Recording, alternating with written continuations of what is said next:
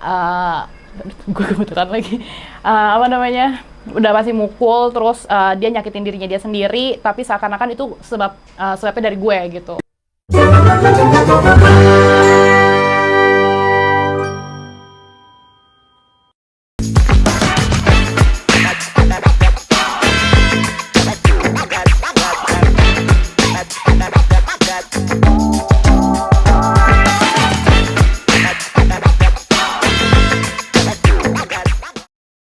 Silakan masuk. Halo. Halo. Halo. Hai.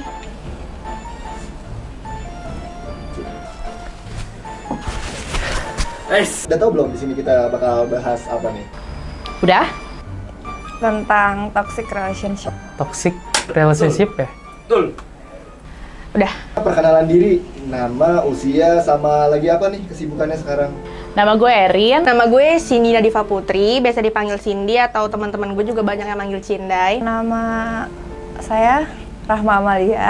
Nama gue Yusuf Mardika Hidayatullah, atau biasa dipanggilnya Ucup. Umur gue 19 tahun, kesibukan gue kuliah aja. Umur 25 tahun, pekerjaan gue karyawan di salah satu pegawai swasta, sama kuliah juga sih. Usianya 20 tahun, saat ini sebagai mahasiswa, lagi magang. Umur gue 22 tahun, saat ini gue sibuknya lagi kerja sambil kuliah juga sih. Gue kerja di salah satu agensi di ibu kota. Apa yang ada di pikiran lu saat mendengar kalimat toxic relationship? Toxic relationship menurut gue itu hubungan yang nggak sehat. Pokoknya di hubungan itu tuh nggak ada yang berkembang satu sama lain, kayak gitu sih. Nggak sehat lah. Nggak sehat sama sekali. Hubungan yang gak sehat. Hubungan yang gak sehat kali ya? Toxic relationship menurut gue itu pastinya hubungan yang gak sehat dong, ya kan? Terus hubungan yang nguntungin di satu pihak doang, sama kayak kalau udah toxic gitu, biasanya suka nggak ngehormatin atau nggak ngedukung satu sama lain gitu. Lo pernah ngalamin toxic relationship gak? Pernah. Pernah. Pernah banget lagi. Toxic relationship yang gue rasain itu, gue dapet abusive verbal dan fisikal. Ya, terus pasangan gue juga yang dulu tuh manipulatif banget. Ya, kayak nggak pernah mau disalahin. Kalau misalnya dia sebenarnya tahu nih dia salah, tapi dia selalu memutarbalikkan fakta yang seakan-akan supaya gue yang salah gitu loh. Kayak gitu sih. Toxic di hubungan gue waktu itu, pertama gue pernah dilempar helm walaupun gak kena, cuman kan kaget ya namanya cewek. Terus gue juga pernah dibentak-bentak, pernah dikata-katain yang menurut gue kayak, apaan sih nih cowok gitu. Itu sih. Oke, jadi gini ceritanya. Oke. Waktu itu hubungannya udah berjalan 4 tahun, dan dari awal tuh memang udah toxic. Dari non-verbal iya, verbal iya. Non-verbalnya gue sering dikata-katain, jablay lo ya kalau gue pakai baju yang menurut dia nggak pantas. Padahal itu kayak ya sebenarnya itu biasa aja. Terus kalau misalkan gue mau kemana-mana gue harus foto baju gue kalau tanpa persetujuan dia, atau gue nggak ngomong gue dibilang, dasar lo cewek nggak bener, lo bangsat segala macem, kebanyakan gaya banget sih lo gitu. Gue nggak boleh pakai make up. Terus kalau misalkan gue pakai make up, waktu itu gue pernah di toko buku. Waktu itu gue pakai lip tint, dan waktu itu dia datang dengan muka marah. Tiba-tiba dia ngapus lip tint gue dengan kasar. Terus dia ngomel-ngomel kayak, apaan sih lo kayak ibu-ibu. Dan itu posisinya toko buku itu lagi rame banget. Dan itu gue ditarik paksa. Terus dia ngapus lip tint gue, bener-bener kayak jablay ya lo gitu. Waktu SMA, gue berpacaran sama salah satu wanita di sekolah gue dulu SMA. Jadi kenapa waktu itu bisa toksik itu terjadi gitu loh. Kayak hubungan gue udah lama nih, udah lumayan setahun lah ya kira-kira. Waktu pas gue ngejalanin ini kok hal pertama yang kayak bikin ternyata hubungan itu toksik, kayak gue setiap kali gue mau pulang sekolah, gue nongkrong lah di salah satu warung nih. Ketika gue udah nongkrong, gue cuman kayak say hi sama anak-anak, terus gue kayak cabut habis itu. Kenapa? Karena gue nganterin dia. ya bisa dibilang gue dulu salah satu drivernya kali ya atau gimana, gue juga nggak tahu, karena ternyata gue pulang pergi sama dia. Jadi gue dituntut untuk kayak, kamu di mana? Aku lagi nongkrong nih. Ayo dong pulang, cepetan pulang. Enggak, aku maunya sama kamu aja. Ya, gue harus, ya karena gue juga dibilang anaknya mungkin bucin ya. Jadi gue pasti ngeiyain lagi salahnya gitu. Jadi kayak gue, tongkrongan tersebut gue kayak sebat dan ditemani aku gelas, gue bakal pergi ke jemput dia. Dan itu selalu diulang-ulang terus. Nah itu kenapa lo bisa bilang hal itu toxic? Iya, karena salah satunya ya itu kayak abusive, udah abusive banget, verbal dan non verbal. Gue masih fine aja kalau misalnya ada kata-kata kasar tapi konteksnya tuh bercanda. Tapi kalau misalnya dia tuh berantem udah pasti pakai kata-kata kasar juga. Terus kalau misalnya dia kesel sama gue udah pasti ya udah mukul lah. Gue kebetulan lagi udah pasti mukul, terus dia nyakitin dirinya dia sendiri, tapi seakan-akan itu sebabnya dari gue gitu. Ya karena dia kasar ke gue. Kasar ya? Iya, kasar. Tadi kan lu bilang ya lu pernah kena hal abusive. Nah ceritain dong abusifnya tuh yang kayak gimana? Secara verbal atau non verbal? Secara verbal gue dikata-katain. Gue pernah dikatain jablay. Waktu itu gue pernah, boleh cerita dikit gak? Boleh dong. Jadi waktu itu gue main sama Bilkis, teman gue. Abis itu, jadi dia ada acara dari sekolah lain tapi dugem gitu. Waktu itu gue main sama Bilkis ke rumah teman cowok gue. Iya, teman cowok gue. Jadi posisinya sama-sama minum. Cuman ya gue kan nggak yang. Terus dia ngata-ngatain gue gitu, jablay lah, lonten, ntar lu juga dipakai kayak gitu-gitu. Terus kalau non verbalnya, gue pernah dilempar helm. Udah sih itu aja. Ibaratnya kan setelah lu sadar sama hubungan itu toksik nih, apa yang lu lakuin? Begonya gue mempertahankan itu selama 2 tahun. Waktu itu posisinya gue bertahan karena dia selalu bilang gini, gak ada yang bisa ngerti lo selain gue. Gue nggak ngapain. Waktu itu pas gue udah ngerasain itu toksik, tapi gue masih kayak enggak deh gitu kan. Cuman teman-teman gue tuh kayak udah putusin aja. Cuman gue kayak enggak, gue masih sayang sama dia gitu. Jadi gue masih bertahan di hubungan yang toksik. Padahal gue udah tahu dari awal gue berhubungan sama dia ya memang nggak sehat gitu. Cuman gue selalu percaya kalau orang tuh bisa berubah. Itu bodohnya gue. Jadi selama itu gue bertahan karena gue mikir oke, gue nggak ada teman. Karena waktu itu posisinya gue nggak boleh temenan sama siapa-siapa. Even itu sejenis sama gue, dia kayak bilangnya, temen lo tuh nggak bagus buat lo gitu. Temen lo tuh yang ada ngasut lo, temen lo tuh bangsat. Jadi gue nggak punya temen. Jujur, gue nggak ngapain. Karena gue udah bener-bener di posisi yang kayak, gue rela ngelakuin apa buat lo demi lu seneng. Dan lu bener-bener bertahan?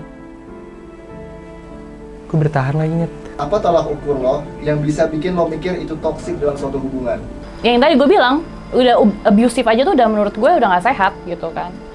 Kayak gitu, dan manipulatif salah satunya. Kalau menurut gue itu biasanya kalau berantem ya, pasangan gue udah ngomong lu gue itu menurut gue ada toksik gitu. Gue jadi nggak punya temen, gue jadi kalau ada masalah gue selalu menyalahkan diri gue sendiri.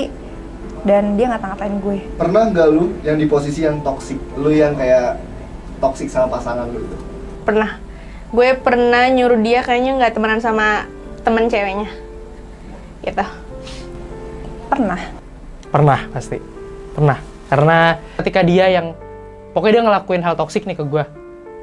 Hal hasil gue pun juga kebalikan. Jujur gue juga melakukan toksik yang kayak, aku mau pergi ya sama ini. Gue kayak, ngapain? Enggak usah, udah sama aku aja pergi. Akhirnya dari situ perginya jadi sama gue terus. Akibatnya terus setiap hari gue ketemu terus. Akhirnya nggak bisa ditinggal, jadinya ketergantungan. Itu sih. Toksiknya jadi posesifnya jadi kayak lo nggak boleh temenan sama cewek ini gitu. Karena gue takut diselingkuhin gitu, karena memang pengalaman masa lalu sih, jadi kayak punya trust issue aja. Oke.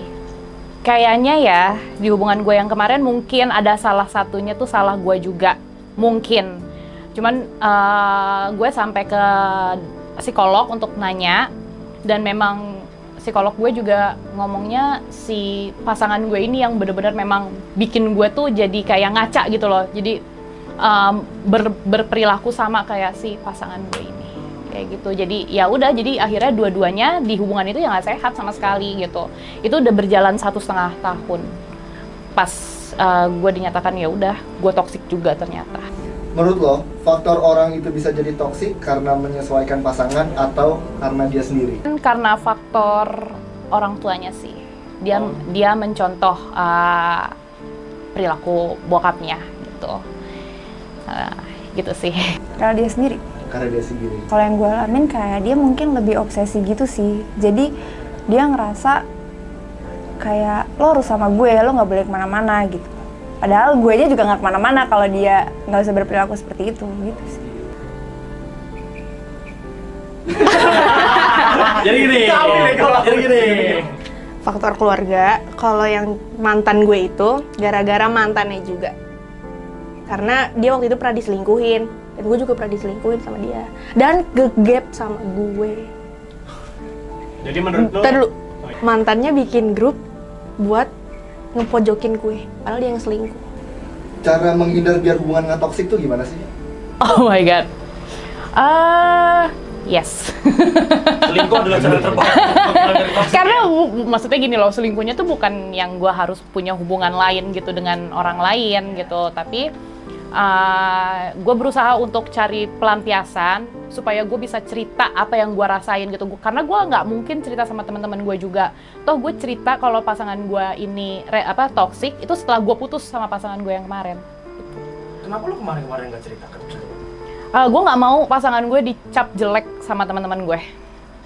Tapi kan lo terintimidasi jatuh. Memang, cuman ya baiknya gue seperti itu. Oh, oke. Baik sekali kakaknya. Karena teman-teman gue kenal sama pasangan gue gitu, jadi gue nggak mau. Karena dia selalu bilang kalau misalnya teman-temannya dia itu selalu menganggap dia tuh baik gitu, tapi dia tidak berperilaku baik dengan gue. Ngomongin aja baik-baik, ngomong kalau coba deh kita sama-sama rembukin hubungan kita tuh gimana sih sebenarnya. Lo nyaman nggak? Gue nyaman nggak? Kalau lo nggak nyaman kenapa? Kalau gue nggak nyaman kenapa? Dan itu sama-sama harus deal-dealan. Kalau satu deal satu enggak, ya nggak bisa kayak gitu. Jadi harus dicari jalan keluarnya. Kalau memang udah nggak bisa, udah dicari jalan keluarnya, lo berdua nggak mau, ya udah selesai aja. Komunikasi salah. Komunikasi yang baik, saling percaya, sama saling menguntungkan. Waduh, saling menguntungkan itu gimana, Diu? Ya kalau misalkan gue pengen ketemu, dia harus ada gitu, ngerti nggak? Oh, iya. Mikirnya nggak saya lain-lain. Menurut lo, selingkuh salah satu solusi keluar dari toxic relationship gak? Yes.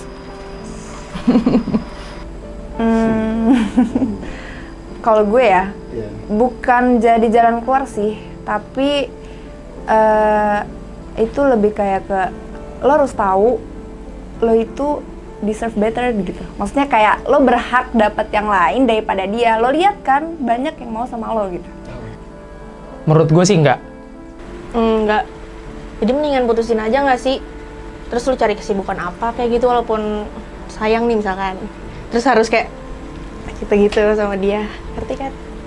Kayaknya enggak. Jadi lebih baik langsung putus, nggak usah Iya. selingkuh. Ya. Mendingan sakit sekalian daripada lu harus ngejalin sama dia sakit. Oh. Kalau udah tahu ujungnya gitu loh. Iya.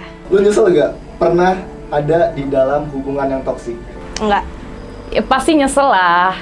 Logika pasti nyesel banget ya kan. Gue dapat kekerasan, semuanya gue dapat, verbal, non verbal gue dapat. Ya gitu. Nyesel banget. Karena biar gue bisa belajar buat lebih baik ke depannya gitu. Ke pasangan gue baru.